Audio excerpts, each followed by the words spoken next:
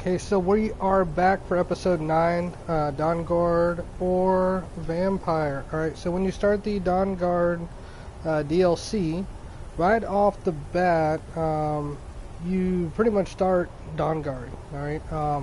But very shortly into it, you're going to be given an option. I can't believe it. Alright, you're going to be given an option to become a vampire lord, alright? A lot of people get to that point and they kind of freak out because they're like, oh no, I don't know what to do. I'm going to show you what happens if you pick vampire, okay? And we'll look at the skill tree that you get by becoming vampire, and also kind of look at what it means to be a vampire in this game, okay? So we'll just go for it. Here we go. Alright. Please give us a like and subscribe for more videos. My long-lost daughter returns at last. I trust you have my Elder Scroll. After all these years, that's the first thing you ask me? Yes, I have the scroll. It's like Underworld. Of course, I'm delighted to see you, my daughter. Must I really say the words aloud? Ah, if only your traitor mother were here. I would let her watch this reunion before putting her head on a spike. Traitor. Now tell me, who is this stranger you have brought into our hall? It is I. This is my savior, the one who freed me. For my daughter's safe return, you have my gratitude. Tell me, what is your name? Haha, I'm 9 lives. Who are you? I am Harken, Lord of this court. By now, my daughter would have told you what we are. You're a bunch of fruitcakes. You're probably vampire. Not just vampires. We are among the oldest and most powerful vampires in Skyrim. You don't For say. centuries we lived here, far from the cares of the world. All that ended when my wife betrayed me and stole away that which I valued most. Well, that's horrible. I was about to suggest that very thing. Yes, you most certainly deserve a reward. Of course I do. There is but one gift I can give that is equal in value to the Elder Scroll and my daughter. I offer you my blood. Your blood. Take it and you will walk as a lion among sheep. Men will tremble at your approach, and you will never fear death again. Then you will be prey, like all mortals. I will spare your life this once, but you will be banished from this hall. Perhaps you still need convincing. Behold the power! This is the power that I offer. Now, make your choice. Well, that escalated quickly. Alright, so at this point, you have to make your choice fairly quickly because he doesn't give you a whole lot of time. So, I will accept your gift and become a vampire. Be still. Oh, snap.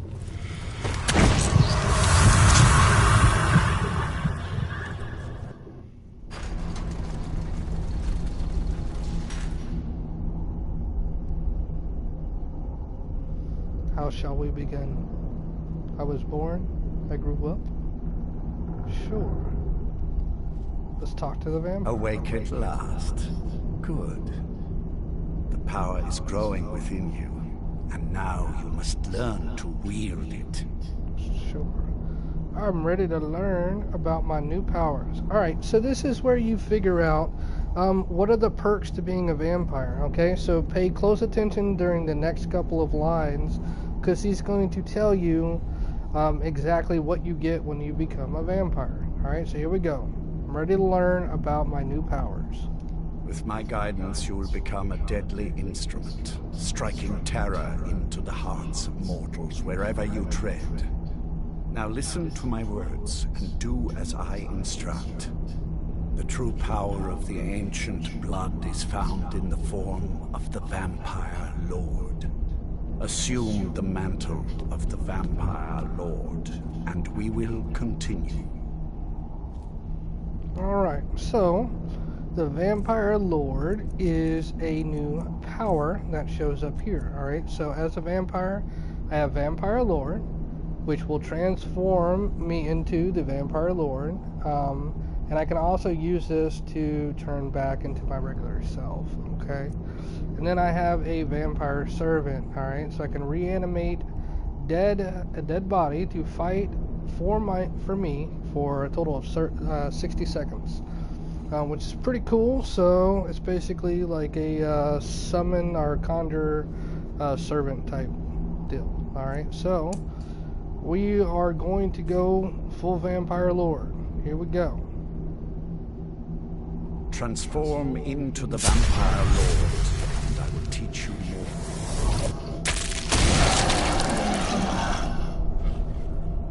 It's a bit nasty. In this form, you can drain the life from your foes with your right hand. With your left hand, you can wield the power of blood magic to raise the dead. You can also call upon the powers of night to turn into a swarm of bats and reappear some distance away. Should you run out of magicka, you can descend to the ground and fight as the beasts do.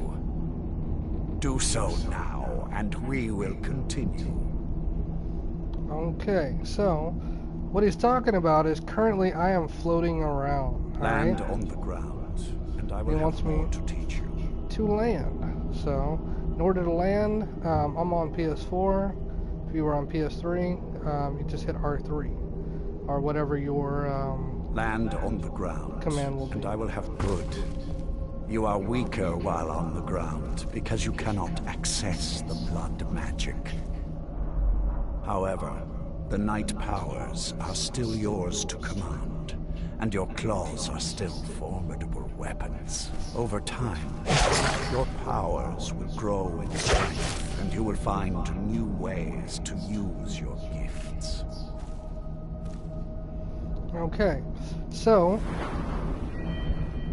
as I was saying, now you gain access to this new skill tree line for the Vampire Lord. Okay, right off the bat, you gain a key item here, or key perk, which is a 50-point bonus to my health, my magic, and my stamina as the Vampire Lord. Okay, as he was saying earlier, when I attack with my right hand, but I have to be flying. All right, there that's is the key. much to learn. All right, hold on. But if you master the powers of the Vampire Lord, few enemies will be able to stand against you. Okay, so if I attack with my right hand, then I will be able to. Thing you must know. Come on, man. Slaying mortal men with your life drain grants you new night powers and blood magic. I keep a stable of thralls in the castle should you need to feed like the baser vampires to stave off the sun. That is all I have to teach you. If you wish to be reminded of these lessons, you need only ask. I have a task that will test your new powers. But first, do you have any questions? Okay, so now I can talk. Alright, if I use my right hand to cast magic at humanoids or whatever the case may be, I can take their life force. And when I do, I will be able to level up that skill tree line. Alright. Before I go into that, we see clearly there are some benefits to being a vampire. But what we need to know is what are the downsides, and that's what we're about to find out right now. Alright, so we saw all the pros, which is what he wanted to lead in with. So he gave us the good first, and now here's the bad. As a vampire, you will gain new powers, but also a weakness to sunlight. With each passing day that you do not feed, that weakness will become more deadly, but your powers will also become stronger. Feed upon those who are sleeping, and your vulnerability to sunlight will diminish along with your powers. Okay.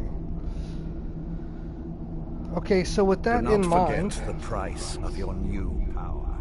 I expect your complete obedience. oh, and there's that, right? So now this dude thinks he's totally in charge of you, alright? So, with my right hand, alright, power this up and then shoot it off like a fireball at this little humanoid guy. Bam! Alright. It says lifeblood absorbed. Okay. Now, here is where we see all of the perks like I was trying to tell you about earlier, alright? In order to level this up, you have to use what I just did on a bunch of different people. Alright, so what are they? You've got detect all creatures, which is a night power. We can detect literally all creatures and even automations, which is pretty cool because you can't really do that with some of the other spells. We got this mist form, which allows you to transform into an invulnerable mist while health, magic, and stamina regenerate. Yes, that does mean what you think it means. That if you were getting your butt whooped and you need to get out of the battle quick, you could use this, get a safe distance away by using this mist form, and that'll allow you to regenerate some health, magic, and stamina. Alright. Here is the matrix, basically. Supernatural reflexes. It allows you to slow down time while you move fast. Alright, so that's part of it. Let's go up the middle. Alright. Not quite that far up the middle. Blood healing. Killing a person with a powerful attack bite restores all of your health. It's pretty legit. Alright. Poison talons. Alright. Your melee attacks do 20 points of poison damage. We have the night cloak. In combat, you are surrounded by a cloud of bats that feed on enemies within melee range. Pretty cool. Unearthly will. Powers and blood magic will cost 33% less. Pretty cool. Vampiric grip. Alright, I like to call this the Darth Vader grip, where he uses the force to choke somebody. It's pretty much what you're doing here. You can pull a creature to you from a distance and do a choking damage once it is close to you. Pretty much Darth Vader style. Alright, summon gargoyle. It's exactly what it is. Go ahead and summon one and they can fight by your side. Later you can get a ring that allows you to summon two of them to have them fight by your side. And corpse curse. Your target is paralyzed. If you have been fighting vampires and they have been paralyzing you, that's because they have that particular perk. Alright, so those are all the perks that you get when you choose to go vampire. Alright, pretty cool. No doubt about it, it's pretty cool. The downside of that is if you go this route, you are giving up the Dawnguard side of the DLC when you do that. Which gives you access to be able to level up a crossbow. Also, you lose out on gaining some of the pretty cool spells that are based on sunlight, because the Dawnguard's main purpose is to take out vampires, so they use spells that are tailor-made to be able to do that. The cool thing about those tailor-made spells happens to be that they also work on other undead creatures other than just vampires. So if you think about all the undead creatures inside of Skyrim, that could be pretty beneficial to you. But overall, is it better than going Dawnguard to stick out the Vampire Lord? No, not really. The downside is that pretty much everybody in Skyrim, they don't happen to be fans of vampires, so you are pretty much going to be a lone wolf, and ultimately you're going to need to be very stealthy and watch your back 24/7 in this game. It means you could be in the middle of selling something and someone just randomly say, oh hey look, there's a vampire, and you're pretty much screwed. So you got to be careful with this stuff. Alright, but if you choose to go that route, go for it, man. With that being said, that's not the route I'm going to be going with my particular character. So if you continue to watch these Let's Play, you're going to notice that I'm not going this route with the Vampire Lord. Later, I will be creating a character based on being a vampire, and we'll see how that goes, because it's pretty much going to be full-on stealth mode and kill everything on sight, so that could be fun. So we'll see how that goes. But for now, we're going to stick it out with the Dawnguard non-vampire mode.